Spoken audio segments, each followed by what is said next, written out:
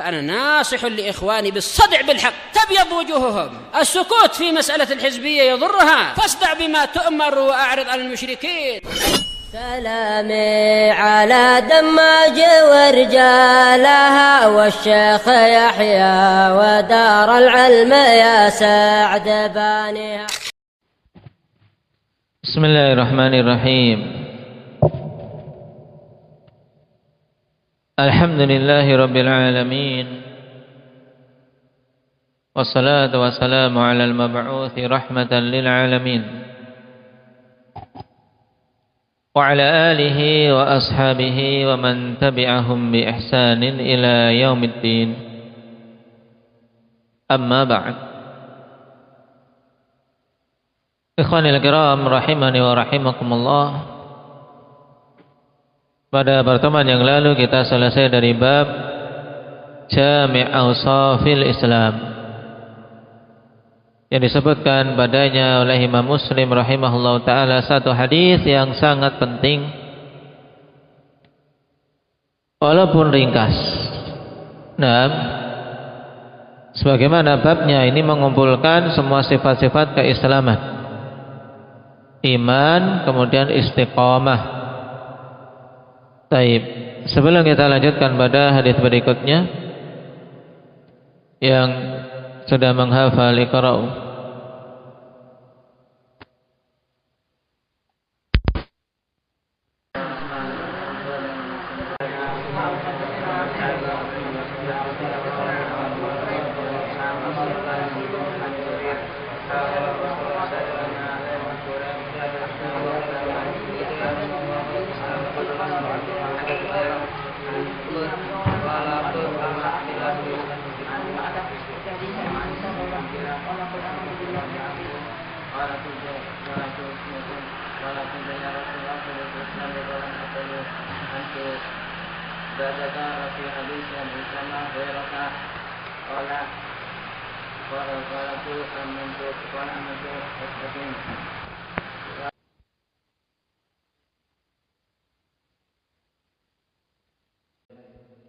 Nah, barakallahu fiikum.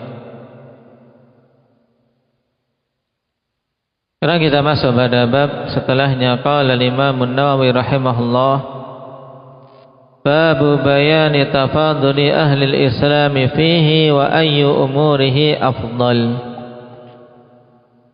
Bab menjelaskan tentang tafadul ahli al-Islam, yaitu bertingkat-tingkatnya ahli al-Islam di dalam keislamannya,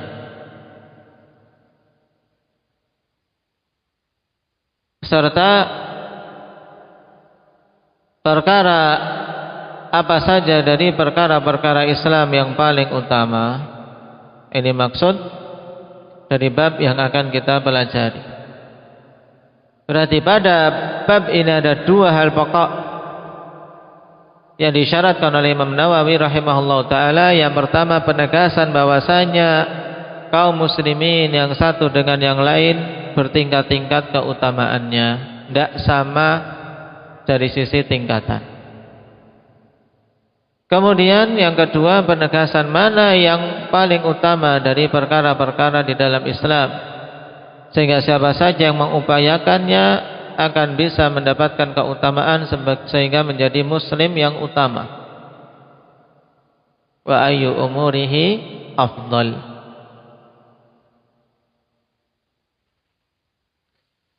Qala al-Imam Muslim rahimahullah, haddatsana Qutaibah bin Sa'id Al-Thaqafi Abu Raja thiqatun sabtun. Qala haddatsana Laithun Al-Laits ibn Sa'ad ibn Abdurrahman Al-Fahmi, thiqatun faqihun imam masyhur, Imam Laits bin Sa'ad. Tahwilus sanad, menunjukkan Imam Muslim berganti sanad sebelum menyebutkan guru Laits bin Sa'ad, beliau memiliki guru yang lain yang juga diambil hadis ini. yaitu dari Muhammad bin Rumhi ibnil Muhajir. Beliau katakan wa haddatsana Muhammad bin Rumhi ibn Muhajir. Muhammad bin Rumhi, nah, Abu Abdullah al-Misri, hafiz, thiqah. Kita baru bertemu pertama kali di sini, Muhammad ibnu Rumh ibnil Muhajir.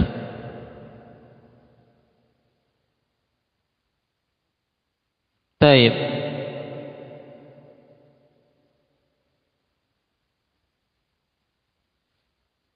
Bersendirian dalam mengambil riwayat dari Muhammad bin Rumh ini Imam Muslim, Imam Bukhari tidak mengambil darinya.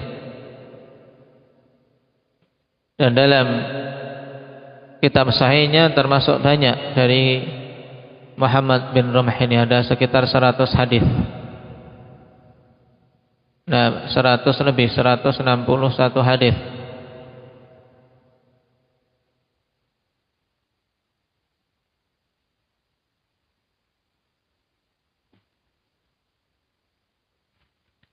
Taib.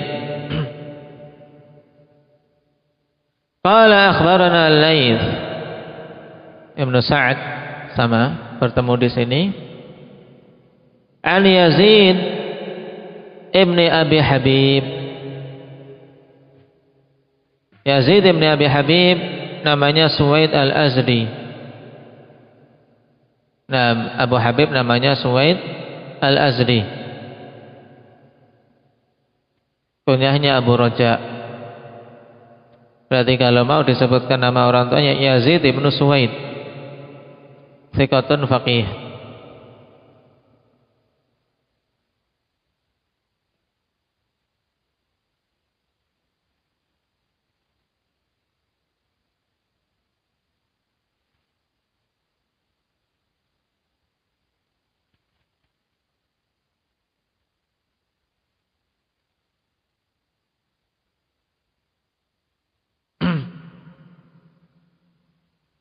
An Abil Khair Marsad ibn Abdullah Al-Yazani,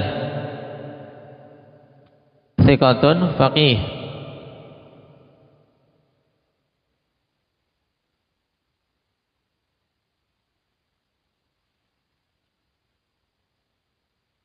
An Abdullah bin Amr radhiyallahu anhuma.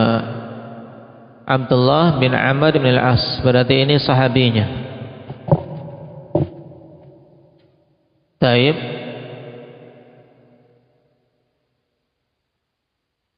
Untuk murajaah yang paling mudah, ya kawan, cukup seorang memurajaah sahabinya beserta membedakan antara muttafaqun alaih dan infarada bihi Muslim. Itu cukup. Nah, adapun untuk sanad, untuk murajaah sanad tentunya berat bagi kita. Ketika menghafal ya dihafal. Nah, sanad untuk melatih kita mengenal nama-nama para perawi. Nah, setelah itu untuk murajaahnya cukup untuk seorang mengetahui sahabi dan perawi hadis tersebut apakah Muslim saja atau Bukhari juga meriwayatkannya. Nah, an Abdullah bin Amr bin Al-As radhiyallahu anhuma anna rajulan sa'ala Rasulullah sallallahu alaihi wasallam ayyul islami khair. Qala tud'imu at-ta'ama wa taqra'u as-salam 'ala man 'arafta wa man lam ta'rif. Bahwasanya ada seorang laki-laki yang bertanya kepada Rasul sallallahu alaihi wasallam, ayyul islami khair. Nah, perhatikan ungkapan ini, ikhwan, ayyul islami khair. Yang dimaksud adalah apa? Ayyu khisalil islami khair. Ayyu khisalil islami khair. Sifat apa dari sifat-sifat di dalam Islam yang paling bagusnya? Mana ini bisa dipahami dari jawaban Nabi sallallahu alaihi wasallam. Karena Nabi sallallahu alaihi wasallam memberikan jawaban dengan apa? Dengan sifat-sifat di dalam Islam yang memiliki keutamaan. Menunjukkan bahwasanya Nabi paham kalau yang bertanya ini bertanya tentang apa? Tentang afdhalul khisalil Islam, tentang seutama-utama sifat di dalam Islam yang kemanfaatannya sampai kepada orang lain.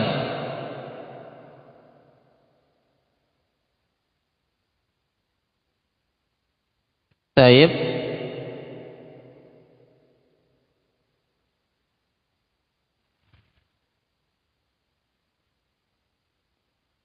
Kemudian Nabi SAW menjawab, tut'imut ta'am, engkau memberikan makan kepada manusia yang membutuhkan. Ini termasuk diantara sebagus-bagus sifat di dalam Islam, tut'imut ta'am, memberi makan kepada manusia. Wa taqra'us salam ala man arafta wa man lam ta'rif, dan engkau mengucapkan salam kepada orang yang engkau kenal maupun orang yang tidak engkau kenal. Baik. Pada hadis ini secara jelas dan tegas menunjukkan keutamaan dua perkara tersebut. Yang pertama, it'amut ta'am, memberikan makan kepada orang-orang yang membutuhkan. Terlebih lagi pada mereka-mereka dari kalangan ahli ibadah atau para thalabatul ilm, maka tentunya ini keutamaan yang besar.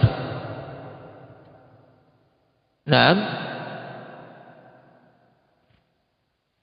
yang Allah Subhanahu wa taala telah puji, kawan, di antara hamba-hambanya yang dipuji Allah Subhanahu wa taala, mereka-mereka yang memberikan makan kepada orang-orang yang membutuhkan semata-mata karena Allah Subhanahu wa taala.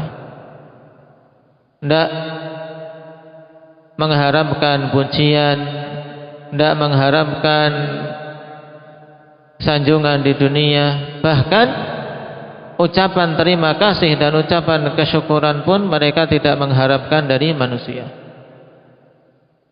Wa yut'imuna at-ta'ama 'ala hubbihi miskinan wa yatiman wa asira innama nut'imukum liwajhillah la nuridu minkum jazaa'an wa la syukura. Ini, maka ini hendaknya yang juga senantiasa diingat, dipatrikan pada diri kita kapan saja memberikan kebaikan kepada manusia. Allah Subhanahu wa taala puji mereka, yaitu orang-orang yang memberikan makan kepada orang-orang miskin, padahal sebenarnya dia menyukai makanan tersebut. Bukan makanan yang dia sendiri tidak mau, makanan yang sudah basi atau makanan yang buruk-buruk, tidak, tapi wa yut'imuna at-ta'ama 'ala hubbihi. Memang makanan yang itu juga biasa dia makan, bukan sisa-sisaan yang dia sendiri kalau makan tidak akan mau, tapi memberikan makanan yang memang dia biasa makan pada orang-orang miskin, kepada anak-anak yatim, kepada asir, yaitu para tawanan-tawanan perang. Demikian pula kepada siapapun yang memang membutuhkannya. Dan di zaman ini, di antara yang peluang terbuka luas, yaitu bagi para thalabatul ilm yang mereka mempelajari agama Allah Subhanahu wa taala, berjihad di jalan Allah Subhanahu wa taala melalui pintu yang dibukakan oleh Allah Subhanahu wa taala pada masa ini, dan memberikan makan tersebut tidak mengharapkan jazaan wala syukura. Innama nut'imukum liwajhillah. Ini harus dipatrikan pada diri kita semua.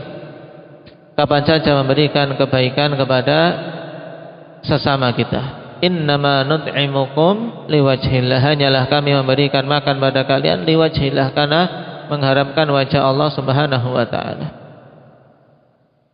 La nuridu minkum jazaan wala syukuran, kami tidak menginginkan balasan dari kalian, juga tidak menginginkan ungkapan syukur.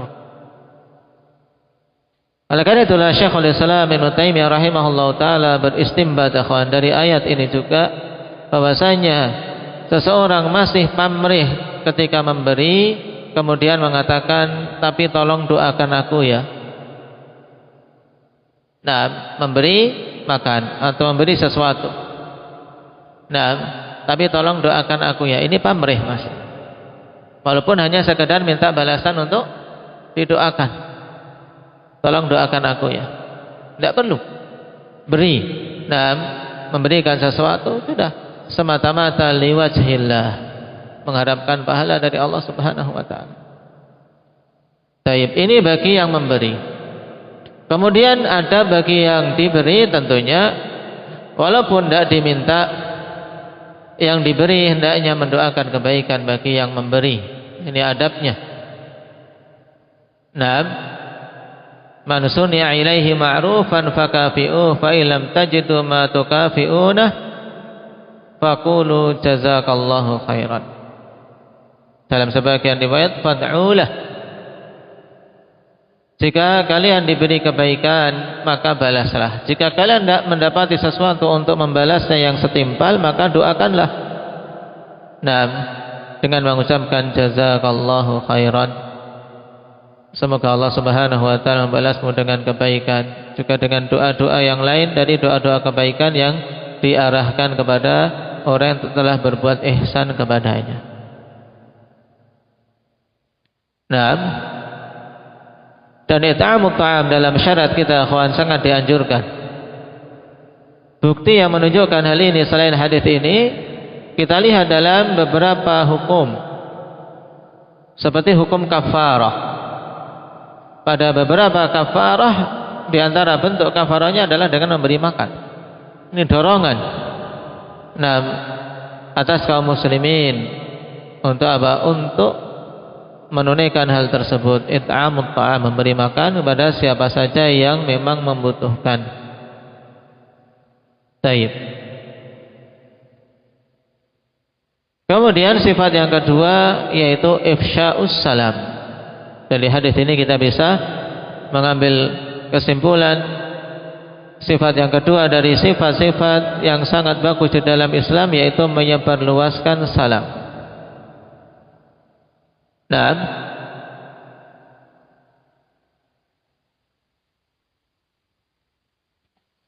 dan menyebarluaskan salam termasuk syiar yang sangat jelas, yang seyogyanya kita khonifillah menghidupkannya, karena dengan tersebar luasnya salam akan semakin kuat mahabbah antara kaum muslimin.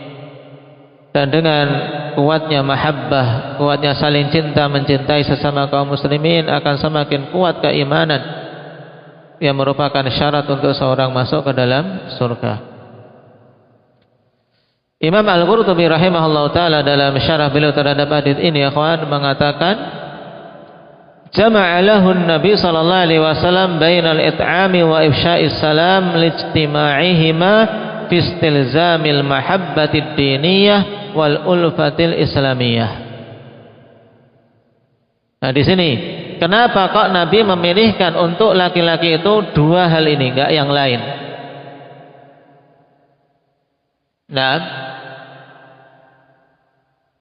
sebelum itu perlu kita ketahui bahwasanya Nabi ketika menjawab pertanyaan para sahabat yang datang akhwan bertanya, Nabi menjawab sesuai dengan kondisi orang yang bertanya dan memilihkan mana yang paling bermanfaat bagi penanya. Dan inilah kebijaksanaan Nabi sallallahu alaihi wasallam. Oleh karena itulah terkadang banyak kita dapati hadis sama-sama ada lafaz sahabat yang datang meminta wasiat, tapi wasiat Nabi kepada masing-masingnya berbeda-beda.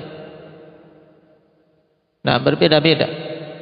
Nah, dalam hadis ini ketika laki-laki tadi bertanya tentang sifat dari sifat-sifat keislaman yang paling bagusnya, dibimbingkan dengan dua hal ini. yaitu memberi makan dan menyebarluaskan salam. Kenapa Rasul sallallahu alaihi wasallam gabungkan dua sifat itu? Lijtima'ihima fi istilzamil mahabbatid diniyah wal ulfah islamiyah. Karena keduanya bergabung pada apa? Pada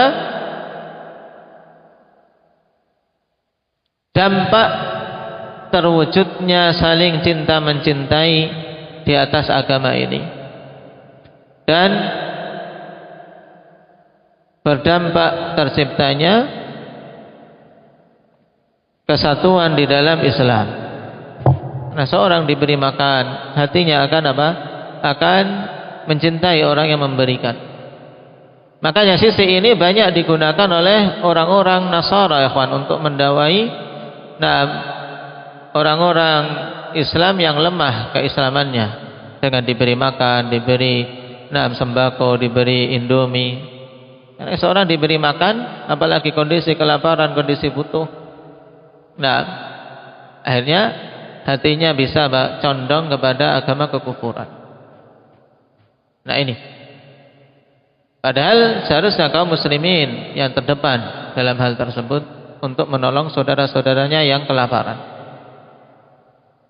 Jadi karena dua perkara ini memiliki dampak terciptanya mahabbah, saling cinta mencintai di dalam agama ini, dan kesatuan di dalam Islam.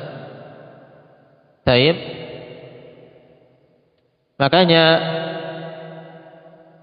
hal yang disebutkan oleh Nabi sallallahu alaihi wasallam ini hendaknya kita mengupayakan untuk menunaikannya, terkhusus yang mudah dan tidak butuh biaya. Mungkin kalau it'amut ta'am seorang mikir, ya kan?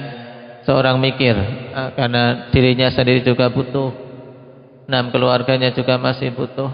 Tapi ada satu hal yang tidak butuh biaya, tidak butuh energi banyak, yaitu ifsya'us salam, sebarluaskan salam, yang kita kenal maupun yang tidak kita kenal. Nah, di sini juga dalil bahwasanya salam itu tidak terbatas pada orang yang kita kenal saja, bahkan kepada keseluruhan kaum muslimin. Nah, kepada keseluruhan kaum muslimin untuk kita sebarluaskan salam, yang padanya doa keselamatan dan doa keberkahan. Demikian pula pahala yang besar, karena itu adalah tahiyyatun min indillahi mubarakah, ucapan penghormatan, ucapan tahiyah yang memang Allah pilihkan untuk umat Muhammad dari sisi Allah, bukan buatan manusia, kawan, bukan buatan manusia, karangan manusia. Selamat pagi, selamat malam, kemudian buatan salam-salam yang lain, tapi itu Allah Subhanahu wa taala yang memilihkannya untuk kaum muslimin.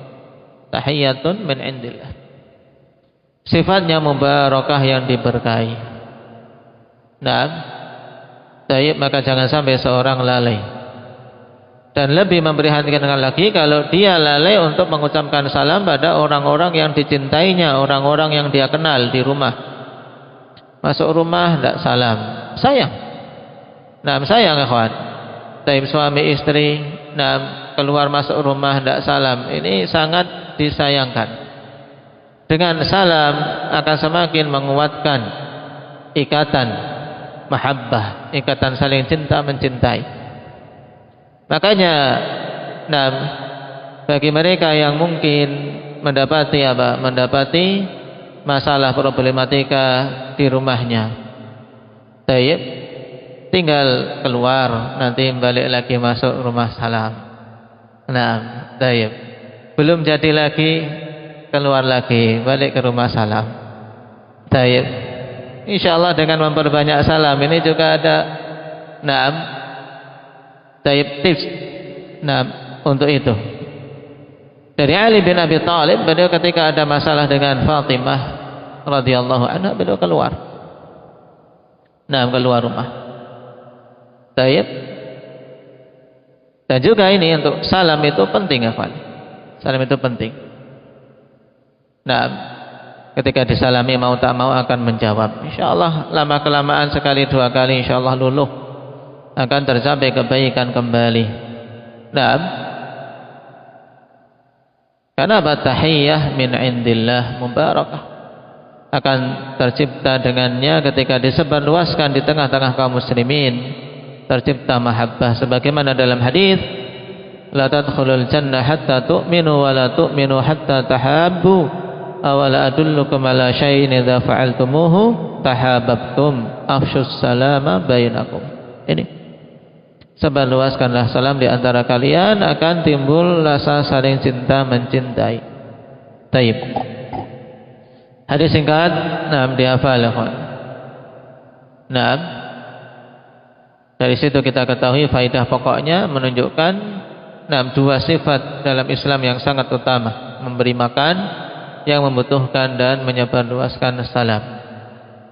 Kemudian jelas di sini menunjukkan bahwasanya amalan-amalan di dalam Islam itu bertingkat-tingkat. Kemudian faidah ketiga menunjukkan keutamaan seorang muslim satu sama lain juga bertingkat-tingkat sesuai dengan amalan yang dilakukannya.